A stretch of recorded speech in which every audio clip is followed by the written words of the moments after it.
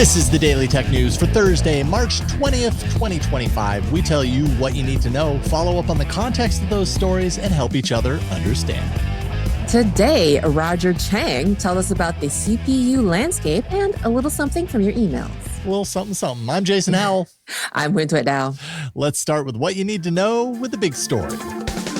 Huawei announced a new smartphone for the Chinese market. It's called the Pura X. That represents a different take on the foldable clamshell concept. The smartphone has a 6.3-inch internal display. That sounds normal-ish, right, when unfolded, but it has a very unique 16:10 aspect ratio. That ratio can commonly be found on tablets. You'll find them on laptops sometimes, but rarely on smartphones, let alone a clamshell flip phone style. In fact, I did a little poking around, like what other smartphones have done this before. I could only find the original Samsung Galaxy Note with that same ratio. So maybe there are others and I didn't find them, but Galaxy Note, from that point on, they switched to the more common 16:9. So for whatever that's worth, maybe they learned something in the process. But the 3.5-inch square cover display that sits on the outside has a triple camera array on top of it. And there's a whole bunch of bells and whistles for the phone as well. This is a premium smartphone after all. The Pura X is the company's first device to run solely on Huawei's Android-less Harmony OS Next operating system. The company has really leaned into the severe limitations that they've faced with U.S. sanctions that happened a number of years ago. I think 2019 is when that kind of kicked into gear. The software includes Huawei's Harmony Intelligence. Get it? Apple Intelligence, Harmony Intelligence, including its AI assistant.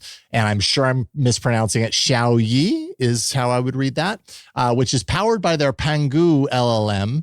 Also enhanced by China's DeepSeek model. And here's where Huawei claims that it's superhuman. They basically say that their AI can convey human-like emotions and detect users' moods. We'd have to see about that by using it. Huawei has plans to replace Android on its mobile devices, as it's doing here, and Windows operating system on PCs. And they're doing that by way of Harmony OS Next. They actually have a notebook set to launch in May. They've released, a trifold last month. Huawei doing a lot of stuff in hardware right now. And just real quick before we kind of talk about the device and the strategy and everything, Huawei did take this announcement to also share that the company has seen a 22% increase in revenue this past year, 25% growth in its government and enterprise sector in China. So when Huawei's still hanging in there after those sanctions went into place. Are you surprised to see the mobile efforts kind of still kicking? I know at the time when it all happened, it was like, oh my goodness, they're done, but obviously not. Obviously not. And they've definitely tried to carve out their own niche in the Chinese market. Of course, we talk about Android all the time on our podcast, Android Faithful, but it's so interesting not just to see that Huawei has survived, but they're trying to separate themselves from Android by going Harmony OS and apparently from Windows as well. So not only are they surviving, they're like, we're going to do it our way, y'all. And it just seems really interesting that they are touting their growth, their kind of recent growth as well. So yeah, I'm surprised, but the Chinese smartphone market is just so fascinating, especially since we don't get a great look, just kind of a really in-depth look into it. So yeah, I don't know. There's a resilience and a toughness to a lot of these Chinese companies and a determination to really make a market for themselves, especially in China where they do have such a wide audience to accept things like this crazy new phone. Yeah, I mean, it's a different kind of layout, right? The 16:10 aspect ratio, I think you see it on laptops a lot because, or more so obviously than smartphones, because it's a much better layout or dimension for things like multitasking and everything. And I'm just kind of curious about the fact that we have hardly seen this on smartphones. Like when I went searching and found, and mind you, there could be other phones out there that have done this, but in my, searching this morning, it really was just the original Samsung Galaxy Note that had that. I wish I had it in hand. I don't have that one to kind of take a look at, but I just wonder, so much innovation has happened over the last 10, 15 years in smartphones. Mm-hmm. Why is this a ratio that we haven't seen in smartphones? What am I missing as far as like why it doesn't work on mobile? And why does Huawei think that it will work with this? I don't know, because I think it's an aspect ratio that we all love. It's not, it hasn't been in phones, but we've certainly seen tablets with this ratio. And I feel like very loved tablets as well. Yeah. It's a nice read. It's like a very nice reading, like very specifically reading. Like that's it. I really think of like the Kindles when I look at this form factor. It really does look like that. And that is a proven form factor, just not specifically for phones, but for tablets. And maybe Huawei's just like, hey, you know what people really do like is they genuinely like reading devices, and maybe we can make something that is portable by making it foldable and really tap into, maybe eat some of that Fire Kindle market a little bit for folks. And I think that maybe that's another thing too, is that I know that especially as like a developer, a lot of what we hear often in terms of like devices, and whether that's hardware functionality or software functionality, a lot of like the premier use cases have been media consumption, right? So video, like very specifically video. Of course, vertical video is now a thing. But I feel like, yeah, that has been like the premier use case. And maybe there's something to be said that not everybody is watching movies or, content, TV, whatever on their phones. Maybe they're just trying to tap into a different market. I don't know if it's like an older market, just a differently interested market, but I like it. And it's also interesting. This form factor is a little different. I mean, we've seen the flip before, but normally when you have a foldable phone of any style, book or clamshell, the orientation of both the outer and the inner screen are the same. So like say for a flip, when you open the screen, the outer screen and the inner screen are facing the same direction up. For this Pura X, and the reports that said vertical hinge, and I thought maybe it would look like this, but I wasn't sure because like my brain couldn't quite grok it. But it's like when it's folded, it looks like a little book. But when you open it up, you do have to rotate it to get into the proper orientation, where it's more like a Fire Kindle portrait style thing. So I think that's also fascinating as well. Yeah, that is very interesting. Yeah, and that outer display just being a total perfect square. Yeah, it's an intriguing device. Of course, we won't get it here in the US. Nope. Aren't meant to. But it is a pricey device, 7,499 yuan, which, I don't off the top of my head, just see the world through that currency. But converted, it comes to around $1,037 here in the US. So, and that's starting. So this is meant to be a premium device. And who knows, maybe Huawei will start a trend for squatty foldables from other manufacturers like Samsung. Who knows what we'll see. I like it. I like it a lot. We always like innovation around here. Yeah. Well, DTNS is made possible by you, the listener, thanks to That Charlie Dude, Justin Zellers, and Carmine Bailey. And welcome new patron, Lara. Oh, right on. Welcome. Good to have you here. Woo. There's more we need to know today. Let's get right to it with the briefs. Well, SoftBank is set to buy Ampere Computing, makers of ARM-based cloud-native CPUs for data centers. In a $6.5 billion cash deal, Ampere will continue to operate under its own name and has plans on its roadmap to launch Ampere 1 CPUs with 256 cores in 2025. SoftBank aims to use Ampere's chips in its future AI-focused cloud data centers, including its Stargate project. The deal is expected to close in late 2025 after some regulatory approval. Yeah, seeing some noise about this. I don't know that I have a whole lot to share on this deal, but I don't know. Go SoftBank, I suppose. Open source newsletter platform Ghost, which we actually use for Android Faithful, so I'm very familiar with Ghost, is officially connected to the Fediverse. After first announcing its work behind the scenes close to a year ago, they said they were going to do this. This enables publishers using the platform to share their posts with a wider open social web out there, with users on federated apps able to post, like, reply, and repost that content. So really great for visibility. All Ghost Pro sites can activate the new beta feature, which will continue to be developed as they head toward a final release with Ghost 6.0.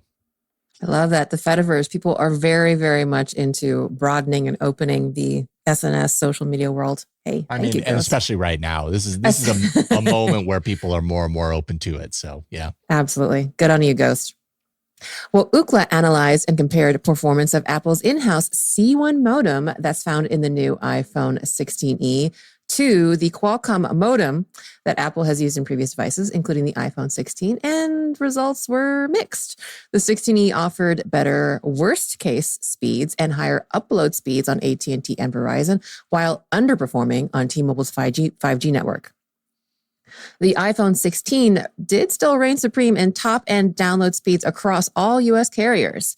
Apple is expected to address these limitations as it continues to iterate on the C1 with future models. Yeah, can't be perfect right out of the gate, but still not too shabby, I think. OpenAI launched a more powerful version of its reasoning AI model called O1 Pro to its developer API, but it is pricey. $150 per million tokens. That's twice the cost of GPT 4.5, 10 times the cost of O1. OpenAI says the new model gives, quote, consistently better responses. Well, that's comforting to the hardest problems, and hopes that fact alone essentially will justify the cost increase for developers. So, if you want your responses to be better, then you'll pay the price. Are they 10 times better? 10 times better-ish. Yeah. Oh gosh. Well, that's it. That's that pro pricing that, all of us publisher types like. Anyway, Meta is launching its AI assistant across 41 European countries, including EU member states and 21 overseas European territories this week after facing delays related to European regulatory hurdles. Meta had withheld release of its Llama models, as well as pausing training of its LLMs using content from European Facebook and Instagram users.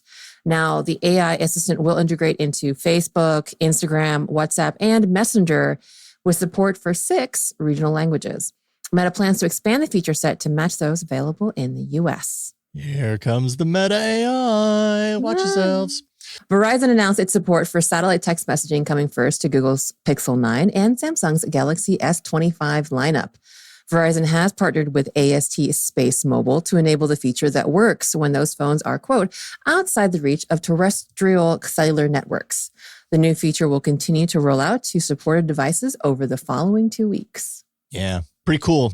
Cool feature that I think deserves to be on more smartphones. So I'm happy to see that. I think it's a really nice way to fill in the gaps, so to speak. Media streaming software Plex is increasing subscription prices for the first time in a decade. Its premium Plex Pass service is jumping to $7 per month, a $2 increase, while the yearly subscription price increases from $40 to $70 annually. If you want to purchase a lifetime pass, which you might want to do, you'll now pay more than twice as much to do that, with an increase from $120 to $250 for the lifetime pass. Now, here's your get out of jail free card. The changes happen on April 29th, so you still have time to lock in those lower prices, but you got to do it fast because, that's a little more than a month away. Oof. Well, Discord users will soon see third-party ads on its mobile platform after first showing ads for video quests to PCs and consoles last year. The ads will appear at the bottom of the screen with a quest bar that can be tapped to, quote, accept the quest and show the full screen ad. Mobile users will be able to hide in-app promotions as well as opt out of personalized promotions, mirroring that capability on other platforms. All of this is taking place as Discord prepares for its IPO launch. Mm-hmm. And, it's ads, so people aren't happy. Even though it's kind of like tucked out of the way, and you opt into the experience, it's ads where there were no ads before. Accept the quest to watch these ads. Please, pretty please. Well, those are the essentials for today. Let's dive a little deeper in the ongoing stories and follow up. All right. The last of the big CPU announcements has been made. Now we know the current landscape for Intel and AMD. So Tom got Roger Chang to break down what's been announced, what the differences are, and what it means for consumers. Roger, thank you for joining us. Thank you for letting me come on. If anyone doesn't realize, Roger is producer of not only this show, but DTNS Live, and one of the people that makes all this stuff happen. But you also follow the chip industry really closely, and I always learn from you about chip stuff. So we want to break down what the major announcements have been, because there have been so many over the past year. Thanks for giving us a little bit of a overview of what's happening. Let's start there. Yeah, so at CES, AMD made a slew of announcements for both desktop as well as mobile processors. They announced a new version of their existing Granite Ridge desktop processors, which use the kind of 3D vertical cache for their Granite Ridge processors that just came out, the 9950X3D and the 9900X3D. And both of these are basically kind of souped up versions of existing processors with more cache on the die of the processors. And what this essentially means is that they have higher performance. Now, the last time AMD did this, the only performance boost people saw were with games. So if you were working in a productivity or creative application, you didn't see that much of a boost. But with the most recent reviews I've seen with these two processors, the boost is across the board, regardless of application. So it's not just game specific. It's if you use Adobe Creative Cloud, it's if you use DaVinci, it's if you use any other kind of application. So that's good to know. That's a good thing to keep track of. And now they also announced Fire Range, which is essentially the same chipset or the same chips, but cut down for mobile use. So if you're looking for a mobile, meaning laptop, not phone, right? Yeah, not phone, for laptop use. Yeah. In other words, they've cut these designs down to fit and work within the thermal and size restrictions of a laptop. Okay. Early reports seem to say that they're really good.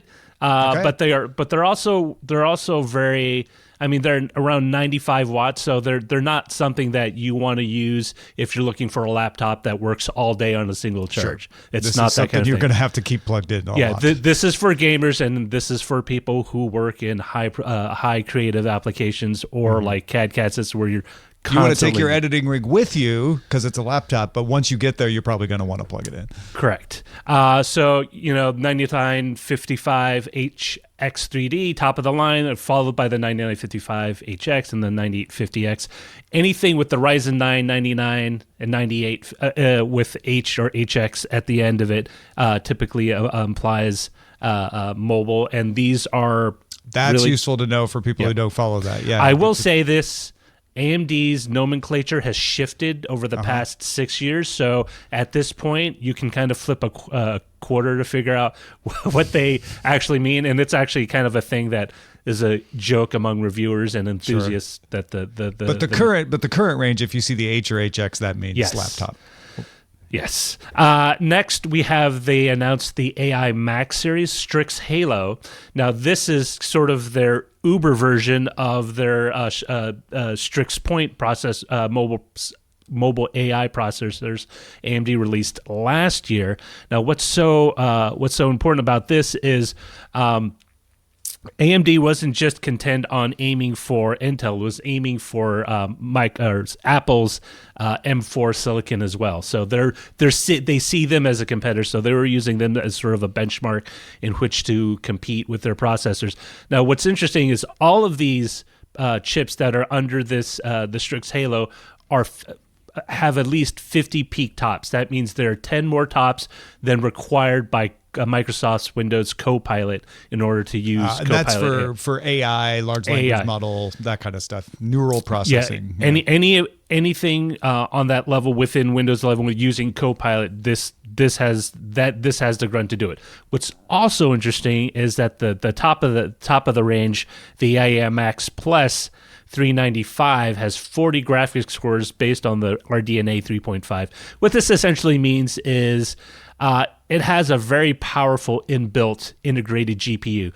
Now, laptops made with this chip will probably not come with a discrete GPU. I don't even think it's possible to integrate it because of the architecture. But if you're looking for an all-in-one solution, AI, but also, and again, early reports look like the integrated GPU on these matches the 4060 mobile 4060, not the desktop, but the mobile 4060 and the mobile RTX 4070 in terms From of NVIDIA. performance. It matches NVIDIA's GPU. NVIDIA's discrete mobile GPUs.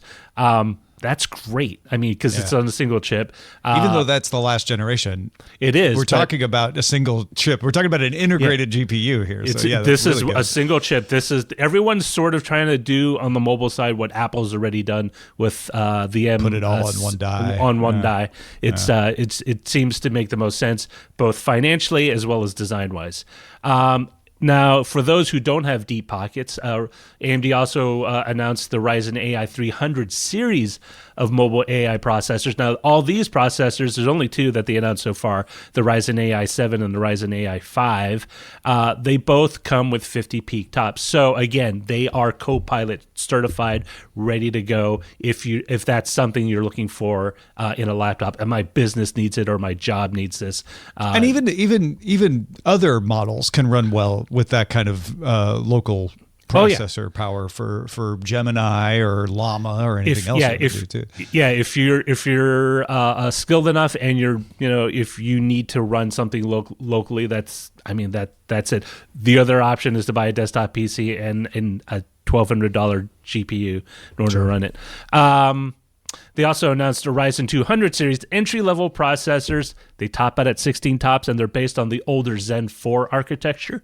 All the other processors I've just mentioned are based on AMD's newer Zen 5 chip architecture. So the Ryzen 200 series is more of a budget level, entry level chip. So you're saving some money. If you see the 200, you're saving some money, but you are getting the older architecture. You're getting older architecture, and you won't get the AI performance that you would get with the other newer chips. And then finally, there's the Ryzen Z2. Now, these are the mobile processors that have been so popular with gaming handheld PC makers because it is a system on a chip. They announced three new ones, the Z2 Extreme, the Z2, and the Z2 Go. The Z2 Extreme has 8-core, 16 threads, 5 gigahertz of max boost, and 24 megs of cache, but has 16 graphics cores.